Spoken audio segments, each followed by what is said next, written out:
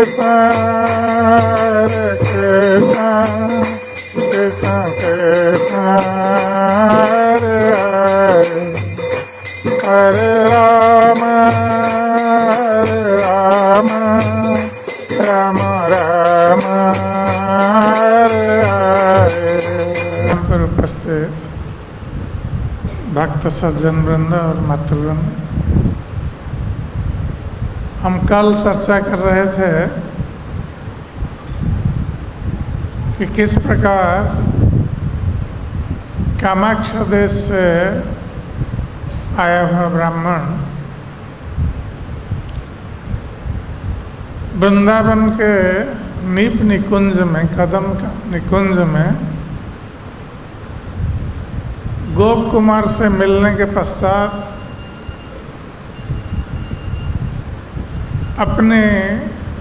अपने द्वंद्व या संशय के संबंध में प्रश्न किया था। उनका प्रश्न था कि यद्यपि वो कामाक्ष देवी की आज्ञा से उनके दिए हुए गोपाल मंत्र का जप कर रहा है, फिर भी अभी तक साध्य और साधन के संबंध में उसको कोई ज्ञान नहीं है। इसलिए वो अपने जीवन को विफल मान रहा है और यहाँ तक कि वो मृत्यु को आह्वान कर रहा है कि जिसका जीवन विफल है, जो जीवन के लक्ष्य और उस लक्ष्य की प्राप्ति का साधन क्या है उसके संबंध में नहीं जानता है, तो ऐसा व्यक्ति जीवित रहने से कुछ लाभ नहीं होता। ऐसे व्यक्ति को मर जाना चाहिए। तो इस प्रकार अपने भावों को व्यक्त करते हुए वो ब्राह्मण गोप कुमार से कह रहा है कि यदि आप मुझ पर कृपा करें, आप सर्वज्ञ शिरोमणि हैं, यदि आप मुझ पर कृपा करें और मुझे इस भवसागर से उद्धार कीजिए, मुझे साध्य साधन तत्व के संबंध में उपदेश देकर। तो जब गोप कुमार ने ब्राह्मण का निवेदन सुना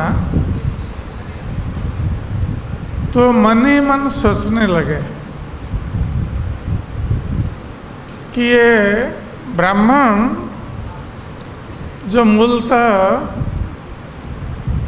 माथुर ब्राह्मण है, मथुरा के ब्राह्मण है,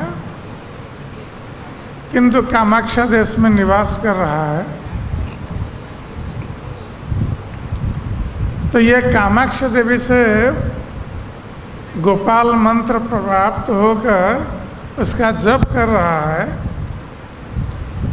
तो इससे तो पता चलता है कि उसको जो करना चाहिए था वो कर रहा है।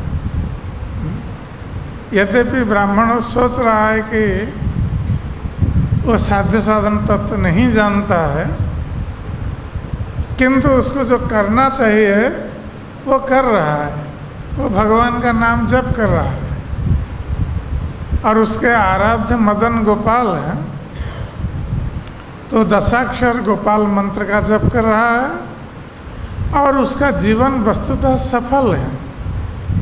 इस मंत्र का यदि कोई जीवन में जप करता हो तो उसका जीवन सफल हो जाता है। तो गोप कुमार इस प्रकार सोचकर पुनः चिंता कर रहे हैं कि आप इस ब्राह्मण को यही चाहिए कि वो भगवान मदन गोपाल के चरण कमल का दर्शन करें, यही उसको आवश्यक है। और उसके साथ साथ वो जो एकांत में, निर्जन में भगवान का मंत्र जप कर रहा है, तो उसके स्थान पर वो भगवान का प्रेम नाम संकीर्तन करे, तब उसके जीवन में परम सफलता प्राप्त हो जाएगी। क्योंकि जब व्यक्ति दीक्षा ग्रहण करता है तो हम लोगों की दीक्षा पंचरात्रि की विधि से होती है। पंचरात्रि की विधि से हम जो मंत्र गुरु से ग्रहण करते हैं, तो वो मंत्र व्यक्ति के मोह अंधकार को दूर करने में समर्थ है। और वो मंत्र व्यक्ति को भगवान की सेवा में, भक्तिमूलक सेवा में लगाने में भी समर्थ है, और यहाँ तक कि मुक्ति प्रदान करने में भी समर्थ है। किंतु जो जीवन का परम उद्देश्य, जो प्रेम भक्ति को प्राप्त करना, तो ये प्रेम भक्ति की प्राप्ति ये पंचरात्रि की विधि से नहीं होती है। ये भागवत विधि से ये प्रेम भक्ति की प्राप्ति होती है। तो भागवत विधि में जो नाम संकीर्तन है, तो ये नाम संकीर्तन के द्वारा ये प्रेम भक्ति की प्राप्ति होती है। इसलिए गोप कुमार सोच रहे हैं कि ये ब्राह्मण तो मंत्र जप कर रहा है एकांत में, किंतु उसको उसके जीवन का जो लक्ष्य है कि भगवान की प्रेम भक्ति को प्राप्त करना, उसको ये नाम संकीर्तन के माध्यम से प्राप्त होगा। और उसको श्रीमान मदन गोपाल पादाब्जो उपासनात् परम। तो वस्तुतः इस संसार में अन्य कोई विधि नहीं है, कोई साधन नहीं है जो मदन गोपाल के पादाब्ज उपासना के अतिरिक्त और कोई साधन नहीं है। नाम संकीर्तन प्रयात। तो मदन गोपाल की जो उपासना है वो किस प्रकार होती है ना, नाम संकीर्तन के द्वारा। और उससे क्या होता है, वांछातीत फलं प्रदात। और यह नाम संकीर्तन व्यक्ति की जो इच्छाएं हैं, कामनाएं हैं, उससे भी परे, वांछा के अतीत, उससे भी परे वो फल को प्रदान करने में समर्थ है। वांछातीत फलं प्रदान। तो व्यक्ति को वस्तुतः यही करना चाहिए जो गोप कुमार सोच रहे हैं कि भगवान मदन गोपाल की उपासना इस विधि से करनी चाहिए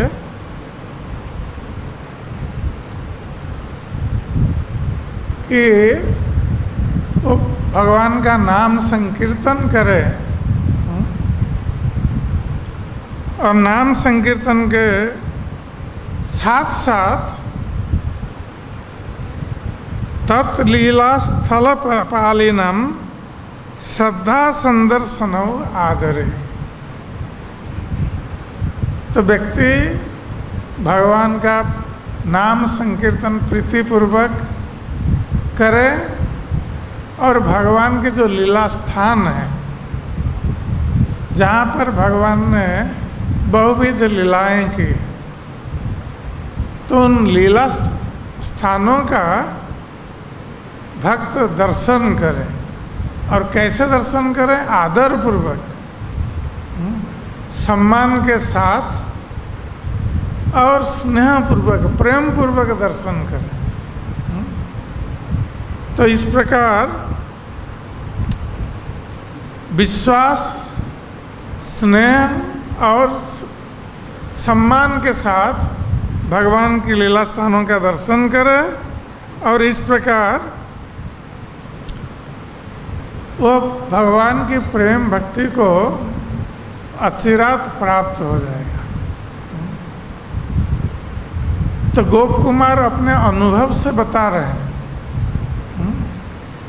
ये ब्राह्मण को अभी तक नहीं बताए, वो मन ही मन सोच रहे हैं अपने अनुभव से कि भगवान की प्रेम भक्ति कैसे प्राप्त हो सकती है। तो अपने अनुभव के आधार पर वो सोच रहे हैं कि इस ब्राह्मण को यही चाहिए कि वो जीवन में पूर्णता को प्राप्त हो सकता है और साध्य साधन को भी प्राप्त हो सकता है। किंतु गोप कुमार ने सोचा कि यदि इस ब्राह्मण को अभी मैं कुछ बताऊं, उपदेश दूं, तो ये ब्राह्मण मेरे उपदेश को ग्रहण नहीं कर सकता, क्योंकि इसके मन में कई तरह के संशय हैं, संदेह उत्पन्न होता है। इसलिए यदि मैं इसका उपदेश करूं तो इस ब्राह्मण के मन में यदि संशय उत्पन्न हो जाएगा तो ये मेरे उपदेश को ग्रहण नहीं करेगा। तो कहते हैं संजात प्रेमकात स अस्मात् चतुर्वर्ग विडम्बकात। तो जब व्यक्ति प्रेम भक्ति को प्राप्त हो जाता है तो उसके सामने जो चतुर्वर्ग फल प्राप्ति है, चतुर्वर्ग फल धर्म, अर्थ, काम और मोक्ष, इसका जो फल है, ये फल प्रेम भक्ति के फल के सामने मलिन पड़ जाता है।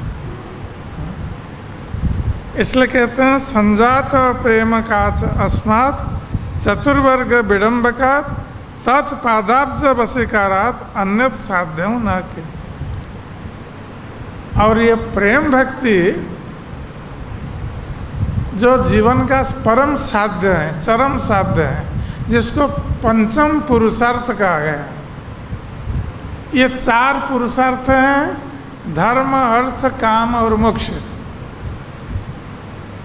ये जीवन के चार पुरुषार्थ माने गए और व्यक्ति इन चारों की प्राप्ति के लिए कार्य करता है, कर्म में प्रवृत्त होता है। वो धर्म अनुष्ठान करता है अर्थ की प्राप्ति के लिए, अर्थ प्राप्त होने पर वो कामना की पूर्ति करता है और अंत में वो मोक्ष के लिए, मुक्ति के लिए सोचता है। आजकल विशेष रूप से लोग दो चीज़ों को भूल गए, मोक्ष और धर्म। केवल अर्थ और काम, केवल अर्थ उपार्जन करो और कामना की पूर्ति करो, इसके लिए लगे हुए हैं। तो दो पुरुषार्थ रह गया है, जबकि चार पुरुषार्थ होना चाहिए जीवन में। किंतु ये चार पुरुषार्थ के ऊपर जो पंचम पुरुषार्थ है, प्रेम पुमार्थ महान, ये जो प्रेम भक्ति है, कृष्ण प्रेम है, ये पंचम पुरुषार्थ है। तो ये जब व्यक्ति पंचम पुरुषार्थ को प्राप्त होता है तब ये धर्म अर्थ काम मोक्ष उसके सामने नगण्य हो जाता है। तो यही वस्तुतः जीवन का लक्ष्य है, साध्य है। हमारे जीवन का साध्य है प्रेम भक्ति को प्राप्त हो। प्रेम भक्ति हमारे जीवन का साध्य, और उसको कैसे हम प्राप्त कर सकते हैं, उसका साधन क्या, साधन विधि क्या है ना, हरिनाम संकीर्तन। चैतन्य महाप्रभु ने जो हरिनाम संकीर्तन प्रवर्तन किया, हरे कृष्णा कृष्णा कृष्णा हरे हरे, हरे राम राम राम हरे हरे, ये वस्तुतः चैतन्य महाप्रभु की बहुत बड़ी देन है, बहुत बड़ा वरदान है कि इस हरिनाम संकीर्तन के माध्यम से चैतन्य महाप्रभु ने अनर्पित चरिंचिरा करुणया अवतीर्ण कलो समर्पित उन्नत उज्ज्वल रसं स्वभक्ति से। तो प्रेम भक्ति को उन्होंने प्रदान किया इस हरिनाम संकीर्तन के माध्यम से। तो जो हमारे चरम साध्य है प्रेम भक्ति, उसको प्राप्त करने का माध्यम है हरिनाम संकीर्तन। तो ये गोप कुमार सोच रहे हैं, तो उसको इस अनुभव पर लाने के लिए इस ब्राह्मण को हमें इसके सामने कोई उदाहरण प्रस्तुत करना चाहिए, क्योंकि व्यक्ति कैसे प्रेरित होगा ग्रहण करने के लिए यदि उसके सामने कोई उदाहरण ना हो। तब गोप कुमार ने सोचा कि इसके सामने हम अपना उदाहरण प्रस्तुत करें। यद्यपि बहुत सारे उदाहरण हो सकते हैं इसको समझाने के लिए, उदाहरण देने के लिए, किंतु मैं सोचता हूँ कि मैं अपने जीवन का उदाहरण इसके सामने प्रस्तुत करूं, इस ब्राह्मण के सामने। क्यों? क्योंकि शास्त्रों में बताया गया है कि जो व्यक्ति अपनी प्रशंसा करता है, बहुत सारे लोग अपनी ही गाथा, गुण गाथा, अपनी ही प्रशंसा अपने मुख से करते रहते हैं और उससे गर्व का अनुभव करते हैं। किंतु शास्त्रों में बताया गया है कि जो अपने मुख से अपनी प्रशंसा गान करता है तो स्वप्रशंसा ध्रुव मृत्यु। जो अपनी प्रशंसा करता है वह अति शीघ्र उसका पतन हो जाएगा, वो मृत्यु को प्राप्त हो जाएगा। इसलिए अपनी प्रशंसा नहीं करना चाहिए। यदि हम में कुछ गुण है तो दूसरे लोगों को हमारी प्रशंसा करने दीजिए, न कि हम बाजा बजा करके अपनी प्रशंसा गान करते रहेंगे, हम ऐसा हैं वैसा हैं, हमने ऐसा किया। तो अब गोप कुमार सोच रहे हैं कि यदि मैं अपना उदाहरण दूं, क्योंकि अपने का अनुभव या अपने का उदाहरण ये किसी को विश्वास दिलाने के लिए सर्वाधिक प्रयोजनीय वस्तु, अपना उदाहरण कोई दे, ये सर्वाधिक प्रयोजनीय प्रमाण है। अपना उदाहरण हम दूसरे का बताएंगे, पता नहीं किसने देखा है नहीं देखा है, किंतु व्यक्ति अपना अनुभव जब बताता है तो एक प्रमाण है सामने। यदि वो सत्य कह रहा हो। यदि वो असत्य भाषण कर रहा है, अपनी प्रशंसा कर रहा है, अलग बात है। तो गोप कुमार ने सोचा कि इस ब्राह्मण और मुझ में कुछ समता है। ये ब्राह्मण मूलतः मथुरावासी ब्राह्मण है और गोप कुमार भी ब्रजवासी ब्राह्मण है, गोवर्धनवासी ब्राह्मण ने गोपाल बालक, गोवर्धन का गोपाल बालक है, जो आगे बताएगा। अब गोप कुमार बताएंगे आगे अपने बारे में। किंतु ये मथुरावासी जो ब्राह्मण है, जो कामाख्या देश में निवास कर रहा था, वो भी मदन गोपाल के उपासक है और गोप कुमार भी मदन गोपाल के उपासक है। और ये ब्राह्मण जो मंत्र का जप कर रहा है, ये गोप कुमार भी उसी मंत्र का जप करता है। किंतु इनमें पार्थक्य है कि इस ब्राह्मण किसी गुरु से दीक्षा ब्राह्मण ने ग्रहण नहीं की है और गोप कुमार ने दीक्षा ग्रहण की। ये अंतर है। तो गोप कुमार ने सोचा कि यद्यपि मेरा अपना उदाहरण देना ठीक नहीं है, अपनी प्रशंसा गान करना ठीक नहीं है शास्त्र के अनुसार, फिर भी इसके अतिरिक्त इस ब्राह्मण को विश्वास दिलाने के लिए मैं और कोई उपाय नहीं सोच पा रहा, क्योंकि ब्राह्मण के मन में तरह तरह के संदेह उत्पन्न होते हैं। इसलिए मैं कुछ और किसी का उदाहरण दूं, पता नहीं ये विश्वास करेगा या नहीं करेगा।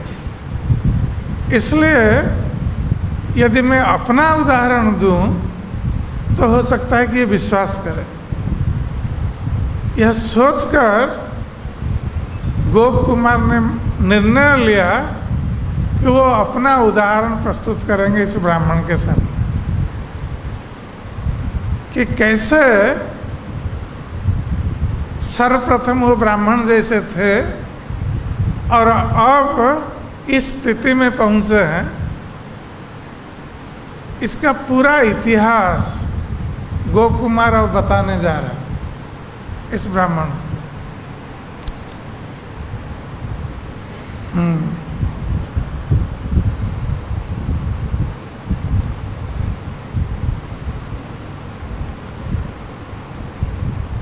तो जब गोप कुमार ने इस प्रकार निर्णय लिया, तब उन्होंने ब्राह्मण से कहा कि हे ब्राह्मण, आप मैं जो बोलने जा रहा हूं, आप उसको ध्यानपूर्वक सुने, क्योंकि ये बहुत महत्वपूर्ण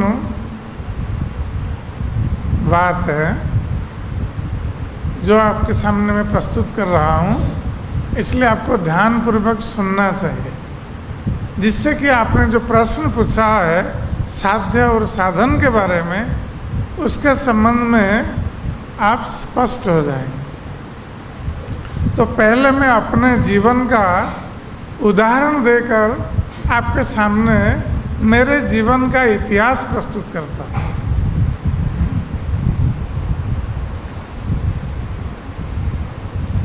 अत्र इतिहासः बहवः विद्यन्ते अथापि कथ्यते। यद्यपि इसके संबंध में बहुत सारे इतिहास हैं,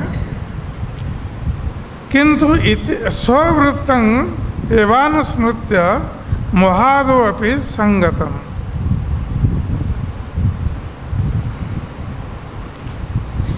तो अब मैं अपने जीवन का जो वृत्तांत कहने जा रहा हूँ वो वृत्तांत अनुस्मरण करके कहने जा रहा हूँ, इसको स्मरण करके कहने जा रहा हूँ। क्योंकि कभी कभी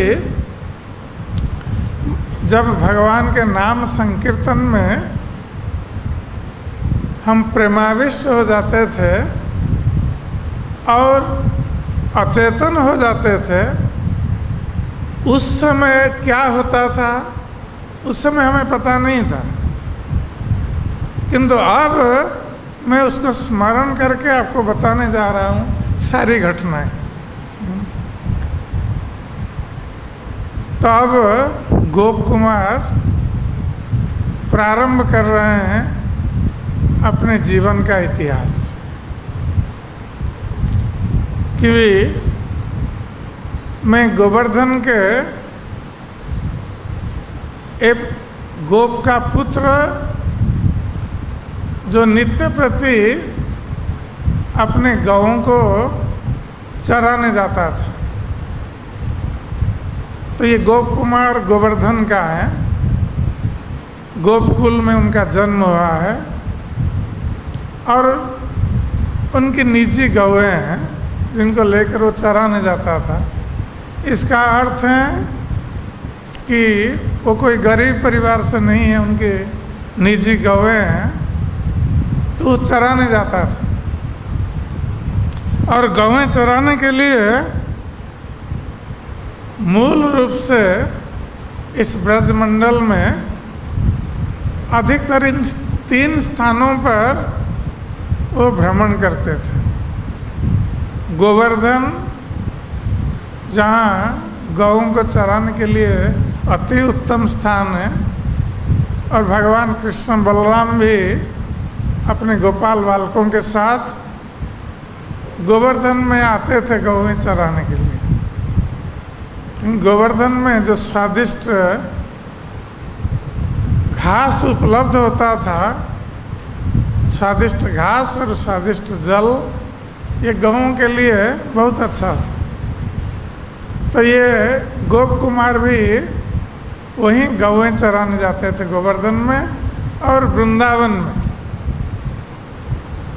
तो वृंदावन में भी भगवान कृष्ण और बलराम गौएं चराने आते थे। जब छठीगरा में रुकते थे तो वृंदावन में गौएं चराते थे। और गोवर्धन ये भी वृंदावन के भीतर ही आता है, गोवर्धन अलग नहीं है। ये वृंदावन जो है बहुत बड़ा वन है, इसके भीतर गोवर्धन, नंदगांव, बरसाना ये सारे आ जाते हैं। तो ये गोप कुमार वृंदावन में और यमुना के तट पर गौएं चराने के लिए वो आते थे। वन मध्य तपस्याम नित्यं एक द्विजोत्तम। तो अब गोप कुमार कह रहे हैं, जब हम गौएं चराने आते थे इसी वृंदावन में, तो वन के इस वृंदावन में हम दूसरे गोपाल बालकों के साथ आते थे गौएं चराने के लिए।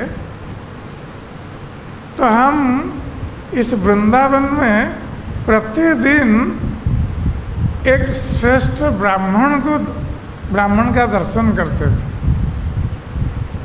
जो ब्राह्मण इस वृंदावन में घूमते रहते थे उनका दर्शन करते थे हम प्रतिदिन। और वो ब्राह्मण कैसे थे बता रहे हैं। दिव्य मूर्ति, हम जिस ब्राह्मण का दर्शन करते थे, ये ब्राह्मण का शरीर बहुत सुंदर था और ऐसा लग रहा था कि कोई देवता हो, कोई देवता ब्राह्मण के रूप में इस वृंदावन में आया हो, ऐसा उनके शरीर को देखकर लगता था। वो गौर वर्ण के थे और बहुत सुंदर सुगठित उनका शरीर था। विरक्ताढ्यं पर्यटनतम इतस्ततः। और ये ब्राह्मण देखने में बहुत सुंदर और विरक्त स्वभाव के थे। उनमें वैराग्य भाव था। वो किसी वस्तु के प्रति आसक्त नहीं थे, किसी वस्तु के प्रति या भोग के प्रति ये कोई आसक्त नहीं थे। वो अनासक्त भाव से इतस्ततः भ्रमण करते थे वृंदावन में। ऐसा लगता था कि उनकी कोई कामना नहीं थी। वो सारे कामनाओं से मुक्त और आत्मा में रमण करने वाले ब्राह्मण थे। उनको किसी वस्तु की आवश्यकता नहीं थी। तो इस प्रकार जो ब्राह्मण है वो क्या करते थे वृंदावन में? कीर्तयंत मुहु कृष्णम जप ध्यान रतं क्वचित। तो ये जब भ्रमण करते थे ये ब्राह्मण, और हम लोग देखते थे क्योंकि हम लोग गौवें चराने आते थे, हम प्रतिदिन इन ब्राह्मणों को देखते थे। तो कीर्तयंत मुहु कृष्ण, ये सदा सर्वदा अपनी जिह्वा से भगवान कृष्ण का नाम कीर्तन करते थे। हरे कृष्ण कृष्ण कृष्ण हरे हरे, हरे राम राम राम हरे हरे। तो नित्य निरंतर उनके मुख से यह हरिनाम निकलता था। कृष्ण राम हरे कृष्ण, तो ये सब निकलता था नित्य निरंतर। और पुनः क्या करते थे? जप ध्यान रतं क्वचित। और कभी कभी वो एक स्थान पर बैठ जाते थे, बैठ करके कुछ मंत्र जप करते थे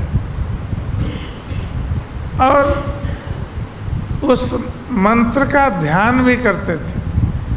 मंत्र के इष्ट का ध्यान करते थे। हर मंत्र का एक इष्ट होते हैं, इष्ट देव। तो जब व्यक्ति मंत्र का जप करता है तो उस समय उसको एकाग्र चित्त होने की आवश्यकता है। और एकाग्र चित्त में उस मंत्र के प्रति अक्षर पर उसका ध्यान केंद्रित होना चाहिए और मंत्र के अर्थ पर भी ध्यान केंद्रित करना चाहिए। और इस प्रकार मंत्र के जो इष्ट हैं उन पर ध्यान केंद्रित हो जाता है। तो ये मंत्र जप करने की विधि है। तो ये ब्राह्मण क्या करते थे? ये कभी कभी बैठ जाते थे और अपना मंत्र जप करने लगते थे और ध्यान करने लगते थे। और पुनः नृत्यंतं क्वचित क्वापि गायंतम। और कभी कभी ये भगवान का नाम कीर्तन उच्च स्वर में गाते हुए वो नृत्य करने लगते थे। नृत्यंत तो भगवान का नाम कीर्तन करते हुए नृत्य करना, ये शास्त्र सम्मत, आचार्यों के सम्मत विधि है। तो ये ब्राह्मण जो हैं जिनके संबंध में गोप कुमार बता रहे हैं, ये भगवान का नाम संकीर्तन करते थे, गाते थे उच्च स्वर में और कीर्तन करते हुए नृत्य भी करते थे। क्वापि हास परं क्वचित। और कभी कभी हम देखते थे वो अचानक जोर जोर से हंसने लगते थे। तो ये प्रेम विकार जब उत्पन्न होता है, अलग अलग भाव प्रकट होते हैं उसमें। कभी हंसना, कभी रोना, कभी नृत्य करना, कभी उच्च स्वर में गाना, ये सब प्रेम के लक्षण हैं। तो ये ब्राह्मण कभी कभी हंसते रहते थे अचानक, कुछ भगवान की लीलाओं का स्मरण करते हुए वो हंसते रहते थे। विक्रोशंतं क्वचित भूमौ स्खलंतं क्वापि मत्तवत्।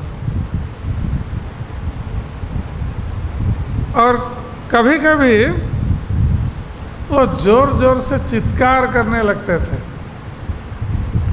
भगवान का नाम लेकर वो जोर जोर से चिल्लाते थे, चित्कार करते रहते थे, और चित्कार करते हुए भूमि में लौट जाते थे, भूमि में लोटपोट होते थे। तो इस प्रकार मत्त व्यक्ति की तरह, पागल व्यक्ति की तरह वो भूमि पर लोटपोट होते रहते थे, चित्कार करते हुए, भगवान का नाम लेते हुए भूमि पर लौट जाते थे, और इस प्रकार पागल की तरह लोटपोट होते थे। लुंठतं भूमि कुत्रापि रुदंतं क्वचित उच्चके। और इस प्रकार भूमि में लोटपोट होते हुए फिर अचानक जोर जोर से रोने लगते थे। तो जब भक्तों में तरह तरह के भावों का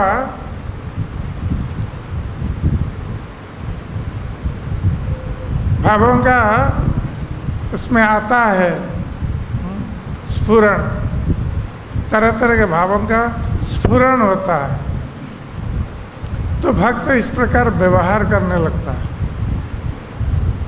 कभी भगवान से विरह का अनुभव करने पर वो रोता रहता है, कभी भगवान के साथ मिलने पर वो हंसता रहता है, कभी भगवान का नाम संकीर्तन करते हुए वो नृत्य करने लगता है। तो ये सब अलग अलग भावों का स्फुरण होता है भक्तों। तो इस ब्राह्मण में ऐसे भावों का स्फुरण होता था, जिसके कारण वो इस प्रकार आचरण करते थे।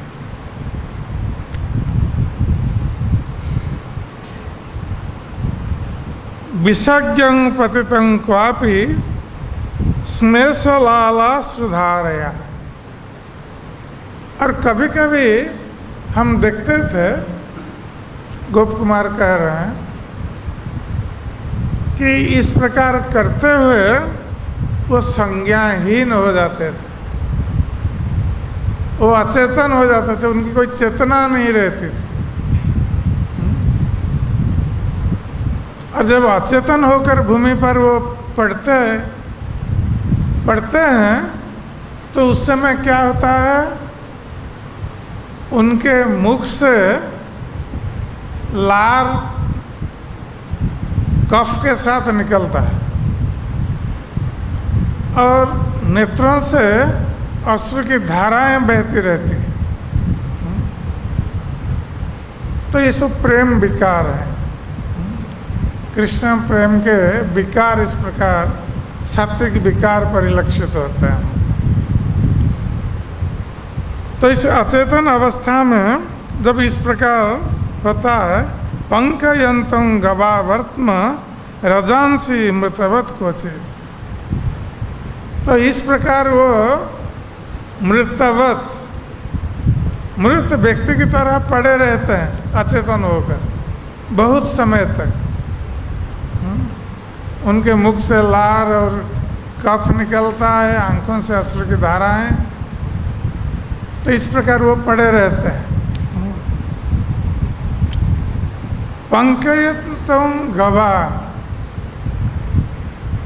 और इस प्रकार जब उनके नेत्रों से अश्रु की धाराएं निकलती है और मुख से लार आदि निकलता है, तो जो गौओं के आने जाने का मार्ग है उसी मार्ग पर पड़े रहते हैं, तो वो मार्ग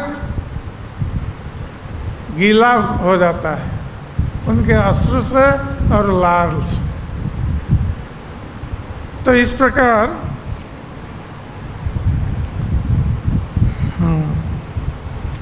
कौतुकेन वयं बाला यामा अमुं वीक्षितुं सदा। तो गोप कुमार कह रहे हैं कि हम उस समय गोचारण करते रहते हैं दूसरे गोपाल बालकों के साथ। तो जब हम इस ब्राह्मण को इस दशा में देखते हैं तो कौतूहलवश हम सब गोपाल बालक उनके पास चले आते हैं उनको देखने के लिए कि क्या हो रहा है इनका। जैसे बच्चे आ जाते हैं तो कोई घटना घटित होती है देखने के लिए वहाँ इकट्ठे हो जाते हैं। तो गोप कुमार कह रहे हैं कि हम लोग भी जो गोपाल बालकगण हम आकर इकट्ठा हो जाते हैं वहीं पर उनको देखने के लिए।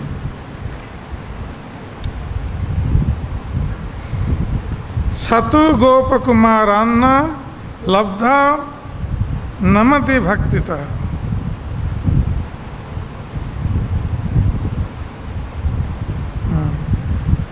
तो जब हम गोपाल बालकगण वहाँ इकट्ठा हो जाते हैं जहाँ वो पड़े रहते हैं संज्ञान होकर, उनको देखने के लिए वहाँ खड़े रहते हैं कौतूहलवश, फिर अचानक उनकी चेतना लौट आती है और वो जब उनकी चेतना लौट आती है वो देखते हैं ये सब गोपाल बालकगण खड़े हैं उनको घेर करके चारों ओर। तो उठ करके क्या करते हैं, सारे गोपाल बालकों को नमन करते हैं, प्रणाम करते हैं। तो इस प्रकार सतु गोप कुमारान्न लब्धा नमति भक्तितः। तो भक्ति पूर्वक वो सारे गोपाल बालकों को प्रणाम करते हैं। गाढ़ं आश्लिष्यति प्रेमणा। प्रणाम करने के उपरांत फिर वो क्या करते हैं गोपाल बालकों के साथ, तो उनको पकड़ करके, हम लोगों को पकड़ करके, गोप कुमार कह रहे हैं, तो हम लोगों को पकड़ करके वो गाढ़ आलिंगन करते हैं प्रेम बस, स्नेहपूर्वक वे हमें गाढ़ आलिंगन करते हैं और उसके साथ साथ वो हमें हमारे सारे शरीर को चूमते रहते हैं प्रेम बस। परित्यक्तुं न शक्नोति मादृशान प्रिय बंधुवत्। और इस प्रकार वो बहुत देर तक हम लोगों को आलिंगन करते हुए हमारे सारे शरीर को चूमते रहते हैं और हम लोगों को त्याग नहीं कर पाते। ये प्रेम बस इस प्रकार वो सोचते हैं कि जैसे कोई प्रिय बंधु है, प्रिय मित्र है, और किसी को कोई प्रिय मित्र प्राप्त हो गया हो, वो जैसे उसको त्याग नहीं पाता है। उसी प्रकार ये ब्राह्मण हम लोगों को उनका प्रिय मित्र मानकर हम लोगों को त्याग नहीं सकते। और इस प्रकार मया गौरसनादीदी सेवयासो प्रसादिता। तो इस प्रकार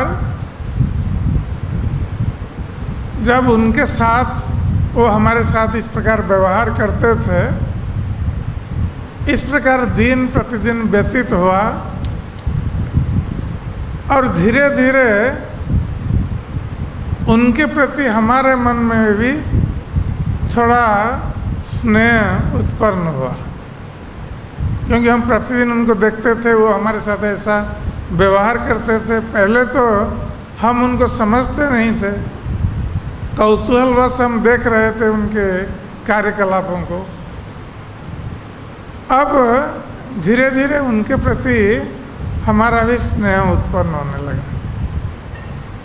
और हम क्या करते थे, गोप कुमार कह रहे हैं, हम कभी कभी उन ब्राह्मणों को कुछ दूध दही लाकर उनको दे देते थे, उनकी सेवा करते थे दूध दही देकर।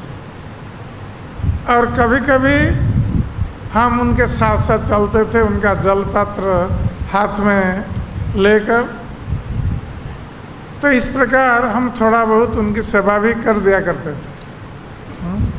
और ये स्वाभाविक है कि जब ये प्रतिदिन वन में भ्रमण कर रहे हैं और ये गोपाल बालकगण प्रतिदिन गौ चराने के लिए वन में आते हैं, तो उनमें ये संपर्क स्थापित हो गया।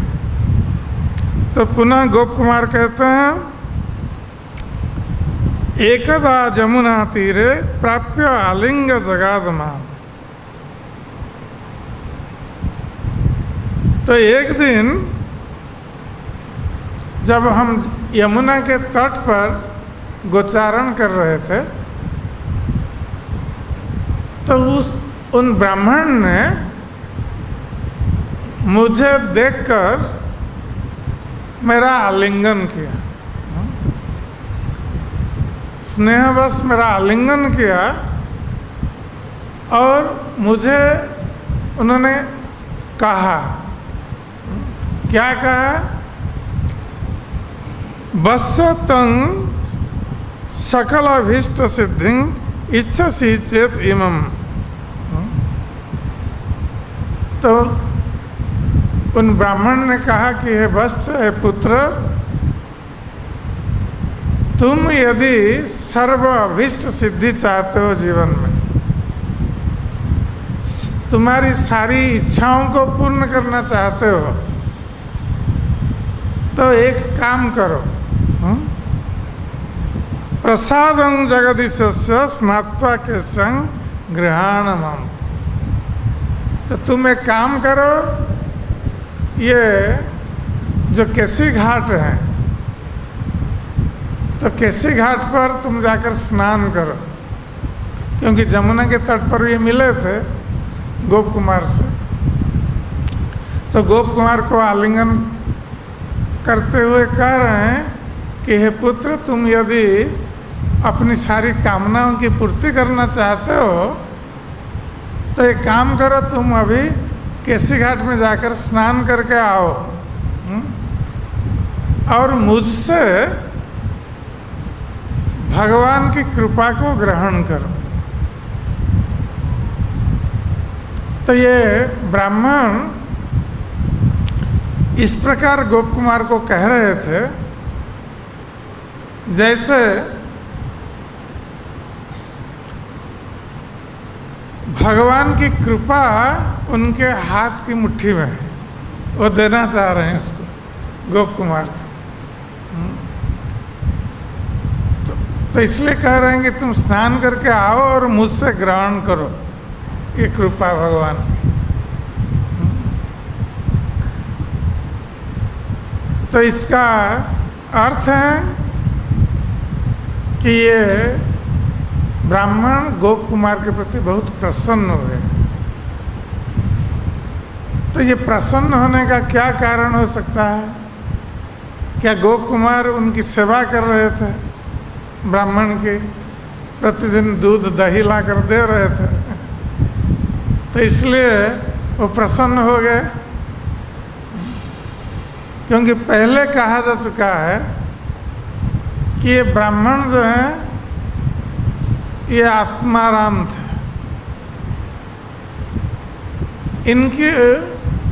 इनको कोई वस्तु की आवश्यकता नहीं थी। ये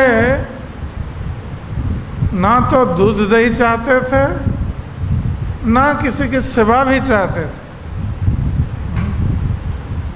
तो जो भगवान के परम भक्त होते हैं उनकी कृपा ऐसी होती है, भी अयाचित किसी व्यक्ति पर वो कृपा कर देते हैं। ये उनका स्वभाव है,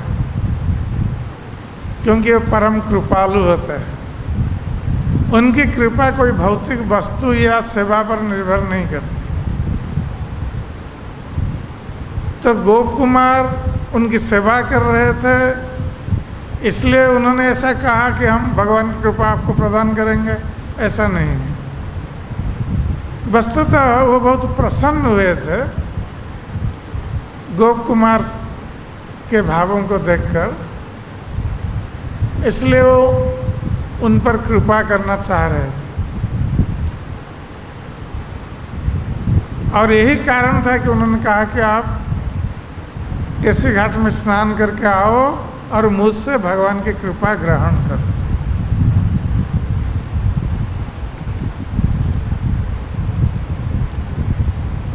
एवं एतं भवत् सत्रं स्नानयोग पदिदेश में। एवं एतं भवत् मंत्रं स्नातयो पदिदेश में। तो गोप कुमार अब इस ब्राह्मण को कह रहे हैं, जो ब्राह्मण आए हैं कामाख्या देश से, तो कह रहे हैं कि उन्होंने उन ब्राह्मण ने जिनको वो मिले थे वृंदावन में,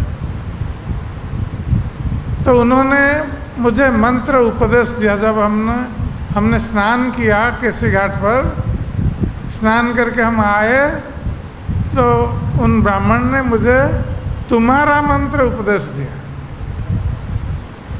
क्योंकि वो इस ब्राह्मण से कह रहे हैं जो कामाख्या देश से आए हुए हैं, और उनको जो मंत्र प्राप्त था, दशाक्षर गोपाल मंत्र, तो ये गोप कुमार कह रहे हैं कि उसी मंत्र का उपदेश मुझे इन ब्राह्मण ने दिया यमुना के तट पर। पुण्य काम अनपेक्षोपि सदयालु शिरोमणि। तो यहाँ बताया जा रहा है कि इसलिए उन्होंने गोप कुमार को ये मंत्र का उपदेश दिया। ये नहीं कि वो दूध दही दे रहे थे या उनकी सेवा कर रहे थे। सकृपालु शिरोमणि, कि ये कृपालु व्यक्तियों में शिरोमणि, कृपालु व्यक्तियों में श्रेष्ठ है। और वो अनपेक्ष, वो किसी से सेवा की अपेक्षा नहीं रखते थे, और पूर्ण काम, और उनकी कोई कामना अपूर्ण नहीं थी, सारी कामनाएं पूर्ण हो चुकी थी। इसलिए वो कृपावश ही उन्होंने मुझे ये मंत्र प्रदान किया। जो मंत्र आप जप कर रहे हैं, गोपाल मंत्र, उसी मंत्र को मैंने गुरु से प्राप्त किया। पूजा विधिं शिक्षयितुं ध्येयं उच्चारयन् जपे प्रेमाकुलगतो मोहं रुदनं विरयिणी। अब उन्होंने मुझे तो मंत्र प्रदान कर दिया, अब उनको मुझे पूजा विधि बतानी थी, कैसे भगवान की पूजा की जानी चाहिए। और उसके साथ साथ शिक्षयितुं ध्येयम्, मुझे ये भी सिखाना था उनको कि इस मंत्र जप करते समय हम किसका ध्यान करें,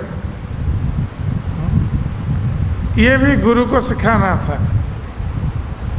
और पुनः कह रहे हैं उच्चारण जपे, और इस मंत्र का जप हम उच्चारण करके करें उच्च स्वर में या धीरे से करें जो कोई किसी को सुनाई ना दे। ये सब मुझे बताना था उनको, मेरे गुरु को। उन्होंने दीक्षा तो दे दी, किंतु ये सब उसके बाद मुझे बताना था मंत्र देने के बाद। किंतु उसी समय क्या हुआ कि प्रेमाकुलगतो मोह, जब हमारे गुरुदेव ने मुझे ये गोपाल मंत्र प्रदान किया और इस मंत्र के इष्ट जो मदन गोपाल हैं, वो मदन गोपाल का नाम उच्चारण करते ही वो प्रेमाकुल हो गए, प्रेम में आविष्ट हो गए। भगवान का नाम, मदन गोपाल का नाम लेते ही वो प्रेमाविष्ट हो गए। और प्रेमाविष्ट होने के कारण क्या हुआ, वो भगवान को मदन गोपाल के विरह में एक विरहिणी की तरह,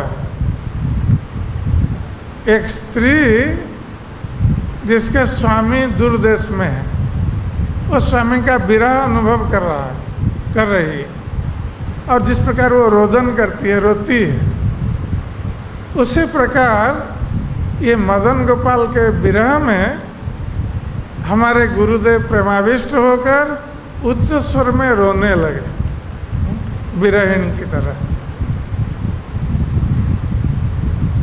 इसका अर्थ है कि वो उन्होंने तो मुझे मंत्र दे दिया है, जो विधियां उनको बतानी थी वो बता नहीं पाया।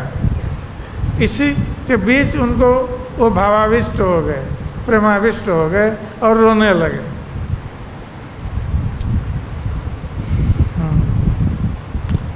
संज्ञं प्राप्तो तो किंचन न प्रष्टुं शक्तो मया भी।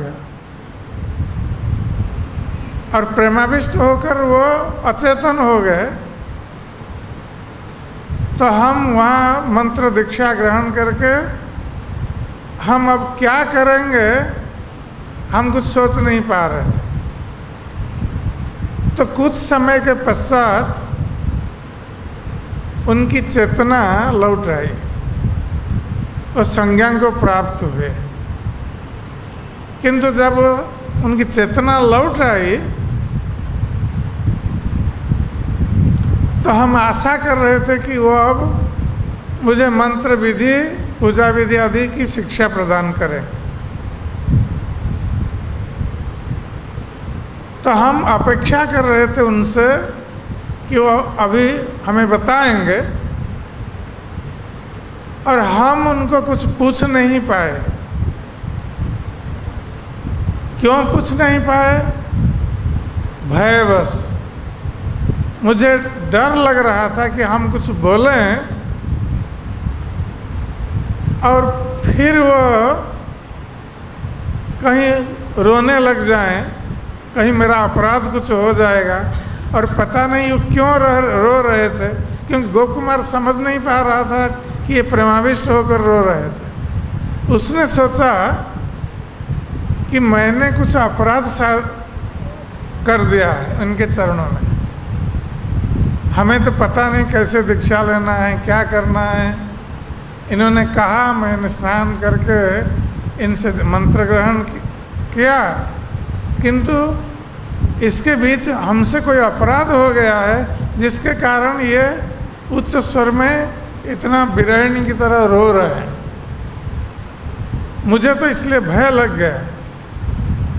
और जब वो सचेत भी हुए, उस समय पूछने के लिए हमें भय लग रहा था कि हम कुछ पूछ दें, कुछ कह दें और वो अपमानित होकर कहीं फिर रोने लग जाएं।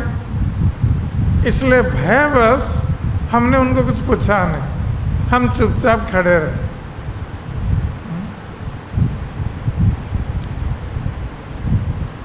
उत्थाय भी मनस्को आघात क्वापि प्राप्त पुनर्नसा।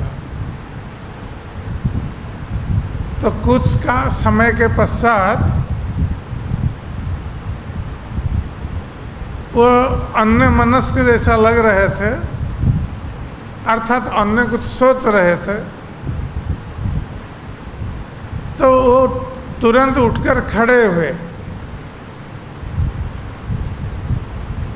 और हम तो प्रतीक्षा करेंगे वो कुछ बोलेंगे हमें, किंतु वो अन्य मनस्क होकर कुछ सोच रहे थे और उठकर खड़े हुए और चल दिए, वो चले गए। और बाद में हमने बहुत प्रयत्न भी किया उनको ढूंढने के लिए, किंतु हम उनको ढूंढ नहीं सके, क्योंकि उनका तो कोई घर नहीं था। वो तो वन में विचरण कर रहे थे, कोई स्थायी घर नहीं था, इसलिए वो पुनः मुझे नहीं मिले। तो इस प्रकार गोप कुमार कह रहे हैं, मया तो किमिदं लब्धं किंग अस्य फलमेव वा। तो उसके पश्चात हम सोचने लगे, अब गुरुदेव ने तो दीक्षा दे दी, मंत्र दीक्षा दे दी और चले गए, कुछ बताया नहीं। तो मैं सोचने लगा कि मैंने क्या प्राप्त किया है, और जो प्राप्त किया है, जो मंत्र, इसका फल क्या है, ये मुझे पता नहीं है, क्योंकि गुरुदेव ने मुझे नहीं बताया। किमिदं किंग अस्य फलमेव वा मंत्र कथं साधनीय इति ज्ञातं न किंचन। और इस मंत्र की साधना कैसे करनी होगी, मंत्र को साधना होगा, ये भी मुझे पता नहीं था, क्योंकि गुरुदेव ने नहीं बताया था। तो इस प्रकार मैं मंत्र को प्राप्त करने के उपरांत भी मंत्र के फल और मंत्र को साधने का उपाय इससे अनभिज्ञ रह गए, जान नहीं सके। तद वाक्य गौरवेण वै गौरवेण व मंत्रं तं केवलम मुखे। तो यद्यपि इस मंत्र के बारे में हमें कोई ज्ञान नहीं था कि इस मंत्र को कैसे जप करना है, जोर से जप करना है या धीरे से करना है, इस मंत्र का क्या फल है, ये कुछ ज्ञान नहीं था। किंतु गुरु ने मंत्र दीक्षा दी है, तो गुरु के प्रति जो हमारा सम्मान, श्रद्धा थी, उस श्रद्धा के कारण गुरु ने आदेश दिया है मंत्र जप करने के लिए, तब इस मंत्र को हम जप करने लगे। गोप कुमार कह रहे हैं,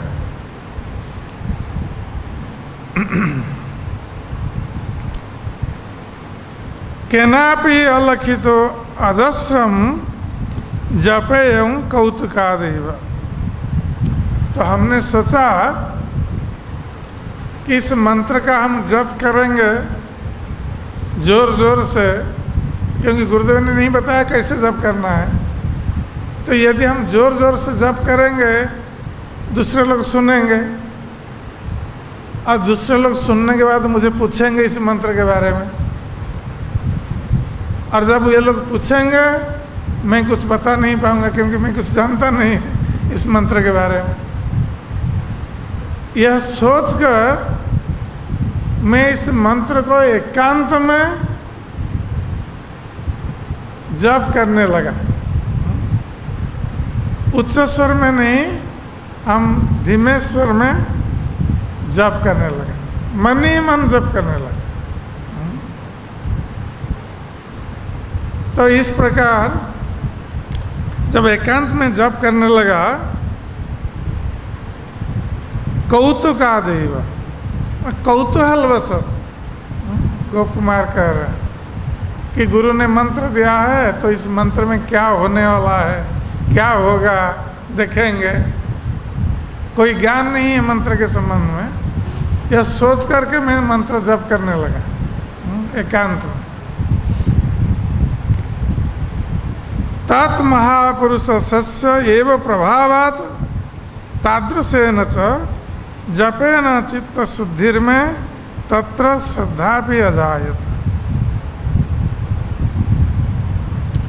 तो इस मंत्र के जप करने से उस महापुरुष का प्रभाव मुझ पर पड़ा, क्योंकि उनसे मैंने मंत्र ग्रहण किया था, उनको गुरु के रूप में ग्रहण किया था, इसलिए उनके आदेश का अब मैं पालन कर रहा था। तो गुरु के आदेश पालन करने से गुरु की कृपा आती है। तो जो शिष्य गुरु का आदेश पालन नहीं करता है वो गुरु की कृपा को प्राप्त नहीं हो सकता। तो गोप कुमार कह रहे हैं कि हमने गुरु का आदेश हमने पालन किया, जिससे कि गुरु की कृपा मुझ पर पड़ी। उनके प्रभाव से जप के द्वारा हमारी चित्त शुद्धि होने लगी, चित्त शुद्ध होने लगी, अच्छा हृदय शुद्ध होने लगे जप के प्रभाव से। तो श्रद्धा भी अजायत। और जब चित्त शुद्ध होने लगा, चित्त शुद्ध का अर्थ क्या है कि हमारे हृदय में जो कामनाएं हैं, जो ईर्ष्या का भाव है, जो लोभ है, काम, लोभ, ईर्ष्या, ये जो भाव सब है हृदय में, हृदय शुद्ध होने का अर्थ ये भाव नहीं रहता, ये सब चला जाता है। हृदय इससे मुक्त हो जाता है, क्योंकि जब तक ये भाव हृदय में है तब तक हमारा हृदय अशुद्ध रहता है। किंतु इस मंत्र के जप करने के प्रभाव से गोप कुमार कह रहे हैं कि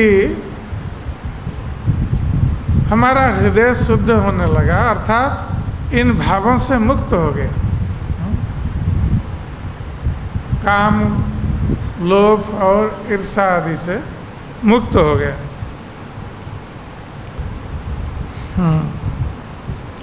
और भगवान के नाम जप के प्रति श्रद्धा उत्पन्न हो गई, विश्वास उत्पन्न हो गया। तो यहाँ ये लक्ष्य करने की बात है कि पहले गोप कुमार दीक्षा लेने के पश्चात उस मंत्र के संबंध में उनके गुरु ने कुछ नहीं बताया है, इसलिए वो कौतूहलवश उस मंत्र का जप कर रहे थे। किंतु उस मंत्र कौतूहलवश जप करने पर जब उनका हृदय शुद्ध होने लगा, अब उस मंत्र पर श्रद्धा उत्पन्न होने लगी, विश्वास हो गया मंत्र पर कि ये मंत्र काम कर रहा है, ये कोई साधारण मंत्र नहीं है, मंत्र का फल मिल रहा है, हृदय शुद्ध हो रहा है। तंग मंत्र तद वाक्यं चानुसंधाय जगदीश्वर साधकम तंग मंत्रं मन्यमानोहम तृप्यन जप पर अभवत।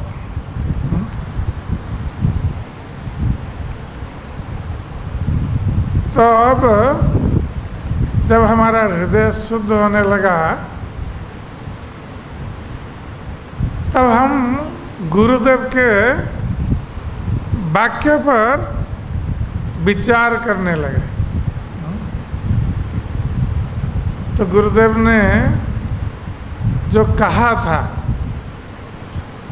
जो इस मंत्र का जप करने से क्या फल मिलेगा? पहले से कहा था कि इस मंत्र का जप करने से तुम्हारी सर्व सिद्धि होगी, यही कहा था उसके गुरुदेव। अर्थात तुम्हारी सारी कामनाओं की पूर्ति होगी। तो हमने विचार किया गुरुदेव के इस वाक्य पर। गुरुदेव ने कहा है इस मंत्र के उच्चारण से, जपने से हमारी सारी कामनाओं की पूर्ति हो जाएगी, सर्व सिद्धि हमें प्राप्त हो। तो इस पर उसने विचार किया और इस प्रकार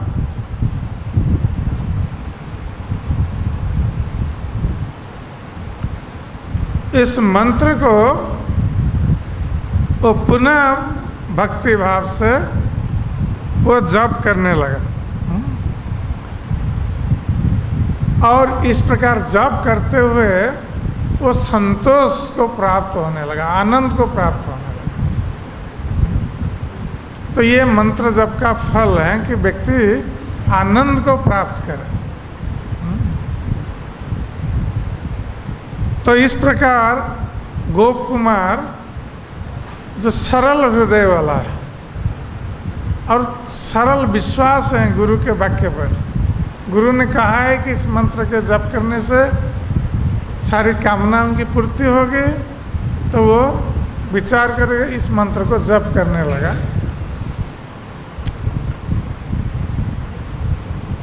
कीदृशो जगदीश असो कदा वा दृश्यतं मया। अब गोप कुमार के मन में एक प्रश्न जाग उठा। गोप कुमार ने सोचा कि जो भगवान है, ये भगवान जगदीश्वर, वो जगत के ईश्वर हैं, तो ये जगदीश्वर भगवान कैसे हैं? उनके मन में ये प्रश्न उठा। और ये भगवान देखने में कैसे हैं और कहाँ पर उनका दर्शन हमें प्राप्त होगा? मैं भगवान का दर्शन करना चाहता हूँ। इस प्रकार गोप कुमार के मन में ये इच्छा उत्पन्न हुई, क्योंकि उसका हृदय शुद्ध हो चुका था। अब भगवान का दर्शन करने की इच्छा हुई कि भगवान कैसे हैं और हम कैसे, कहाँ पर इनका दर्शन कर सकते हैं।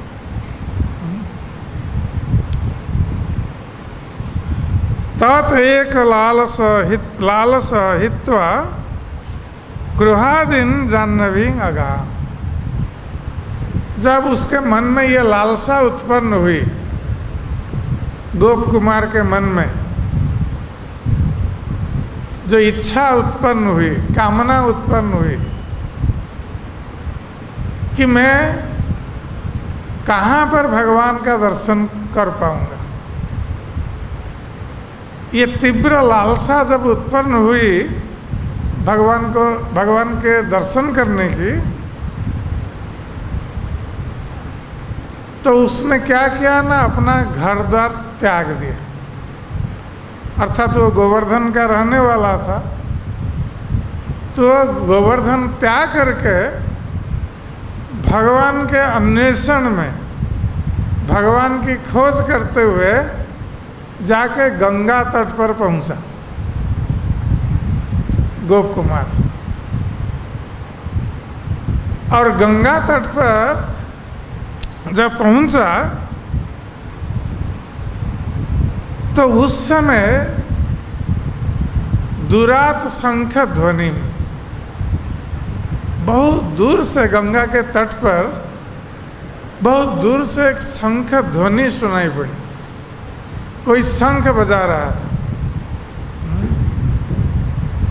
तो दुरात शंख ध्वनि श्रुत्वा तत्पद पुलिनं गतः। तो दूर से ये शंख ध्वनि को सुनकर तो उस शंख ध्वनि का अनुसरण करते हुए वो गंगा के तट पर बालू में चलते हुए वो जाकर उसी स्थान पर पहुंचा जहाँ से शंख ध्वनि आ रही थी। और वहाँ पर पहुंचकर विप्र वृक्ष अनमंग तत्र, तो उसने एक ब्राह्मण को देखा गंगा के तट पर जो शंख ध्वनि कर रहे थे। तो उस ब्राह्मण को देखकर गोप कुमार ने उस ब्राह्मण को प्रणाम किया। शालग्रामा शिलार्चकम, और उसने देखा कि वो ब्राह्मण शालग्राम शिला की अर्चना कर रहा है, पूजा कर रहा है। तो ब्राह्मणगण शालग्राम शिला की पूजा करते हैं। तो ये ब्राह्मण गंगा के तट पर शालग्राम शिला की पूजा कर रहा था, और इसलिए पूजा में आरती के समय शंख ध्वनि होती है, तो वो शंख ध्वनि करता था।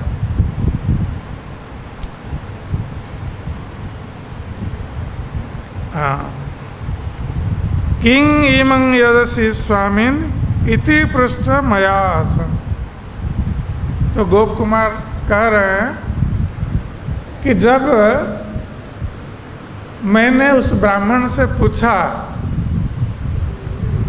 क्योंकि इनको कोई ज्ञान नहीं था शालग्राम शिला के बारे में, तो उन्होंने पूछा कि हे ब्राह्मण, हे स्वामी, आप ये किसकी पूजा कर रहे हैं, क्या पूजा कर रहे हैं? उन्होंने पूछा।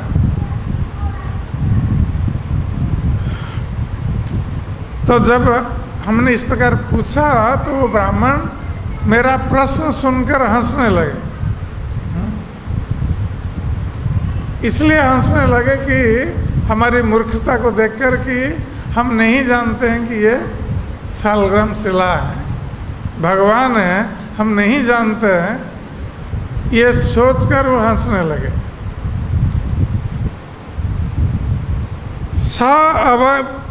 सा अवदत किंग न जानासि बालम बाल अयं जगदीश्वर।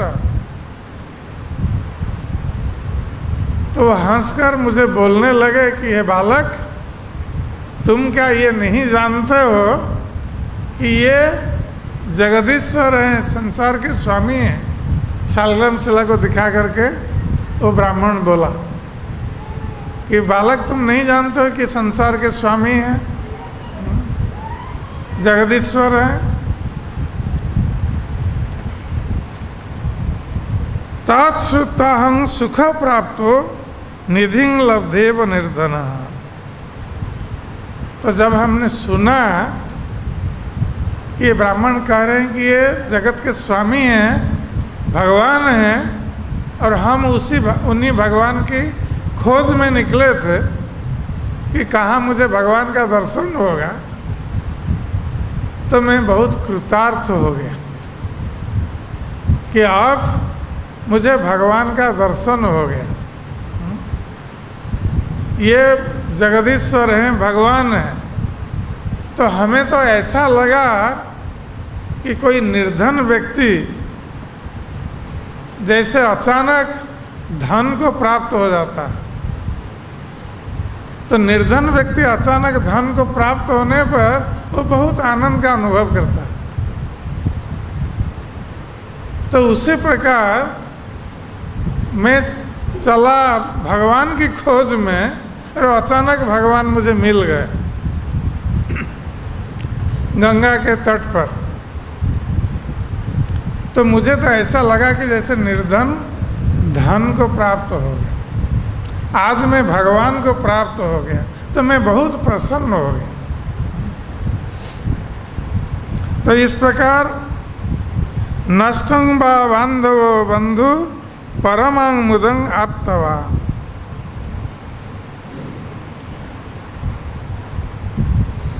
तो इस प्रकार मुझे ऐसे लगा कि जैसे मुझे कोई परम बंधु प्राप्त हो गया, मैं परम प्रसन्नता को प्राप्त हुआ। और जगदीशं मुहुः पश्यन् दंडवत श्रद्धया। तो भगवान को मेरे सामने देखकर मैं बार बार उनकी ओर देखता रहा, क्योंकि मैं भगवान की खोज में निकला था। तो सालग्राम शिला जो ब्राह्मण पूजा कर रहा था, उनको भगवान मानकर मैं बहुत देर तक उन भगवान को देखता रहा, सालग्राम शिला को देखता रहा। और बाद में फिर हम दंडवत करते रहे, प्रणाम करते रहे भगवान।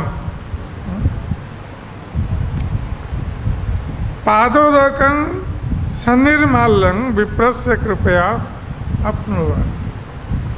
और उस ब्राह्मण की कृपा से मैंने भगवान का पादोदक चरणामृत मैंने प्राप्त किया। और निर्माल्य जो भगवान को भोग लगाया जाता है, तो प्रसाद, तो फल फूल जो थोड़ा बहुत भोग लगता है भगवान को पूजा के समय, तो उस थोड़ा प्रसाद मैंने प्राप्त किया। तो इस प्रकार उद्यतेन गृहं गन्तु, इसके पश्चात क्या हुआ कि वो ब्राह्मण, उसकी पूजा समाप्त हो गई थी, तो अब घर जाने के लिए उद्यत हुआ। गंगा के तट पर वो पूजा कर रहा था, अब वो घर जाने के लिए उद्यत हुआ। तो घर जाने के लिए फिर उसने क्या किया, करण्य तेन साहितम, तो सालग्राम शिला को उसने एक बक्स रखा था, बक्स, तो सालग्राम शिला को उसमें सुला दिया बक्स के अंदर। और फिर बक्स को बंद करके लेकर उठा करके वो घर जाने लगा। तो जब ऐसा वो कर रहा था, जगदीशं विलोक्य अर्थ बेलपंस आश्रम ईदृशम। तो जब मैंने देखा, गोप कुमार कह रहे हैं, जब मैंने देखा कि ये ब्राह्मण जो संसार के स्वामी भगवान की पूजा कर रहा था, अब संसार के स्वामी भगवान को अपने बक्से में बंद कर दिया। तो मैं तो देखकर मेरे नेत्रों से आंसू बहने लगे कि जो संसार के स्वामी ये छोटे से बक्से में उनको भर दिया ये ब्राह्मण, और उनको भोग तक भी नहीं लगाया है। जो थोड़ा बहुत निर्माल्य के रूप में मिला था, भोग लगाया था, किंतु भगवान को खाना देना चाहिए। तो ये भगवान को कोई खाना नहीं दिया, कुछ फल फूल लाया था, उसी को लगा दिया, बक्से में बंद कर दिया भगवान को। तो इसको देखकर मेरे नेत्रों से आंसू आ गए, और मुझे बहुत दुख हुआ कि भगवान खाए नहीं है और इस ब्राह्मण ने उनको सुला दिया बक्से में। तो भगवान को कैसे नींद आएगी बिना खाए। तो ये ब्राह्मण गोप कुमार इस प्रकार सोच रहा है, सरल भाव से, गोप भाव से, कि भगवान खाए नहीं है, उपवास में है, और रात में उनको कैसे नींद आएगी, ये बक्से में सुला दिया है ब्राह्मण। तो इस गोप कुमार ने कहा, हा धृत करंडांत स्थाने परमेश्वर किमसि यौसुन च अभुक्तं निद्रातु क्षदया कथम। तो इस प्रकार जब गोप कुमार ने सोचा कि ये ब्राह्मण ऐसे भगवान को सुला दिया है और भगवान को खाना नहीं दिया है, भगवान को रात में नींद नहीं आएगी, वो बहुत व्यथित होने लगा और रोने लगा। तो उसके इस भाव को देखकर वो ब्राह्मण बहुत लज्जित हो। ब्राह्मण पूजा तो कर रहा था, किंतु उसमें ये भाव उत्पन्न नहीं हो रहा था। तो हम कल श्रवण करेंगे इस ब्राह्मण ने क्या कहा गोप कुमार से, फिर हम आगे की कथा कहेंगे। हरे कृष्ण।